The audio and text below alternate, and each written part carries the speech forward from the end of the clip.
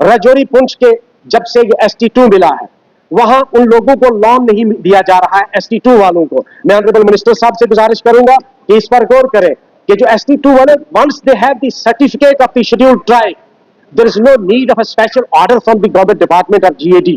अगर कोई जरूरत है उसकी तो वो भी इशू किया जाए और स्किल डेवलपमेंट की तरफ से जो लोन है दूसरे लोगों को भी दिए जाए। ठेकेदार जितने भी लोग टेंडर डालते हैं, जिस तरह एक हमारे ऑनरेबल मेंबर साहब ने बहुत बेहतरीन बात कही कि अगर वो 4 करोड़ का काम है तो मैं उसको लेने के लिए 2 करोड़ में डालता हूं। 2 करोड़ में मैं सिर्फ उसी काम को अंजाम देता हूं। फॉर एग्जाम्पल ग्राउंड वर्क है, कटिंग करके मैं भाग जाता हूं। फिर आप उस ठेकेदार के खिलाफ कोई कार्रवाई नहीं करते हैं, उसको कभी ब्लैकलिस्ट भी नहीं करते हैं। फिर आप वो रोड प्रोजेक्ट वहीं लटका रहता है। आप क्या करते हैं, आप कभी किसी दूसरे को भी अलॉट नहीं करते 4-4 साल तक, तब तक वो रोड वहीं पड़ी रहती है। मेरे इलाके की जो जरूरियात है उनमें सबसे ज्यादा अहम जो है वो रोड की जरूरत है, मैं उस पर बोलूंगा। मेरी एक दो मामलात में मेरी रिजर्वेशन है। ऑनरेबल मिनिस्टर साहब यहां बैठे होंगे, वो अपने जवाब में जरूर इसको एड्रेस करेंगे कि जितनी भी रोड्स बनाई जाती है मुझे लगता है कि अभी वो रोड कंप्लीशन तक पहुंचती नहीं है, लास्ट के कोने तक, और पीछे से वो डैमेज होना शुरू हो जाती है। दूसरी बात यह है कि उसका जो 3 साल का और 5 साल का पीरियड है PMGSY वालों को आपने रखा है कि अगर 5 साल के अंदर उसमें जो डैमेज होगा वो डैमेज जो कंट्रैक्टर है वही ठीक करेगा।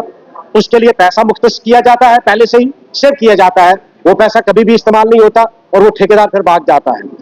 तीसरी जो सबसे बड़ी प्रॉब्लम है, ठेकेदार जितने भी लोग टेंडर डालते हैं, जिस तरह एक हमारे ऑनरेबल मेंबर साहब ने बहुत बेहतरीन बात कही कि अगर वो 4 करोड़ का काम है तो मैं उसको लेने के लिए 2 करोड़ में डालता हूं। 2 करोड़ में मैं सिर्फ उसी काम को अंजाम देता हूं। फॉर एग्जाम्पल ग्राउंड वर्क है, कटिंग करके मैं भाग जाता हूं। फिर आप उस ठेकेदार के खिलाफ कोई कार्रवाई नहीं करते हैं, उसको कभी ब्लैकलिस्ट भी नहीं करते हैं।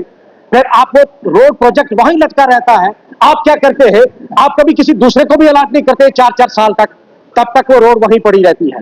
इस पर ध्यान देने की जरूरत है कि सख्त कार्रवाई की जाए। अगर कोई कॉन्ट्रैक्टर लोअर रेट पर लेना चाहता है, ले, हम भी कहते हैं ले ले, वो गवर्नमेंट एक्सचेकर बचेगा, लेकिन वो काम कंप्लीशन अगर नहीं करता है तो उसके खिलाफ कार्रवाई हो, उसको ब्लैक लिस्ट में डाला जाए। दूसरी जो रोड में सबसे बड़ी प्रॉब्लम है हमारे वहां, जिस तरह मेरा इलाका है, बहुत सारा ऐसा एरिया है जिसमें से जंगल में से रोड गुजरती है। हमें बहुत मुश्किलात आ रही है।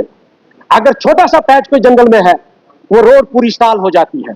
और हमारी जो खासकर जो गुज्जर बकरवाल कम्युनिटी है वो जंगल के उस तरफ रहती है, पहाड़ों में रहती है। पहाड़ी लोग जो है वो बहुत दूर दराज इलाके में रहते हैं। उन बच्चों की तालीम इफेक्ट होती है। मैं एक इलाके में गया, वहां कहा जी हमारी कोई भी बच्ची जो है वो 5th से आगे नहीं पढ़ती है। मैंने कहा क्यों नहीं पढ़ती है? कहा जी वो 5वीं तक स्कूल है, इसके बीच में एक जंगल है, जंगल को क्रॉस करके उसको 8वीं मिडिल क्लास जो स्कूल है वहां जाना पड़ता है। लिहाजा हम उसको अफोर्ड नहीं कर सकते बच्ची को इस जंगल से क्रॉस करके भेजने के लिए। ना तो हम स्कूल दे रहे हैं, ना ही हम उन बच्चों को रोड दे रहे हैं।